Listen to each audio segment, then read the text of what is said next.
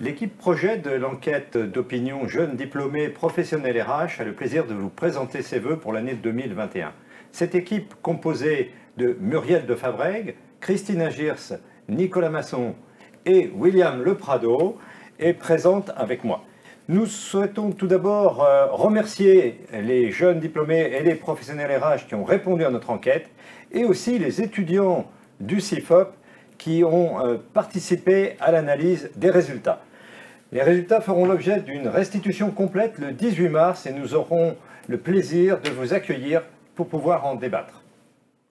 Nous avons eu envie de réaliser une enquête pour connaître la vision des jeunes que les RH auront à séduire et à manager demain. C'est une enquête sérieuse que nous avons réalisée dans laquelle on a impliqué mes étudiants pour croiser les points de vue des RH et connaître leur état d'humeur pendant la crise sanitaire. Alors, bonne nouvelle, ces professionnels RH que nous avons interrogés, donc en miroir avec les jeunes, vont plutôt bien. Ils ont bien traversé la crise, ils ont bien géré, même si un tiers d'entre eux, comme nous le montre l'enquête, est un peu en colère, ce qu'on peut comprendre. Cette crise a également révélé des nouvelles façons de travailler dont nous parlons dans l'enquête, notamment le télétravail, avec ses bons côtés mais aussi ses limites, qui est en fait le manque de lien social dans l'entreprise.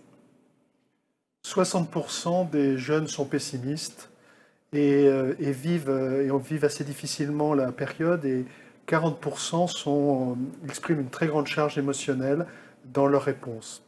Si 60% sont pessimistes, cela signifie aussi que 40% vivent les choses plutôt bien, on peut voir deux catégories. Une catégorie qui est plutôt entreprenante, ils ont une grande volonté pour avancer, travailler, créer quelque chose. Et une autre catégorie est plutôt celles qui ont bénéficié de la protection, pourrions-nous dire, des entreprises et qui les ont aidés à traverser la crise. Mais l'enseignement qui est peut-être le plus important, et c'est cela qu'il faudra que l'on débatte, c'est qu'on est sans doute devant l'éclatement de la génération Z. Il n'y a plus d'homogénéité, mais au contraire une très grande hétérogénéité des vécus. Et la crise, certainement, augmente l'espace entre les différentes catégories de jeunes aujourd'hui. Notre expérience a été moderne, surprenante, constructive, passionnante, enrichissante. Merci. Rendez-vous donc le 18 mars pour en savoir plus et pour vous présenter notre livre blanc. À bientôt.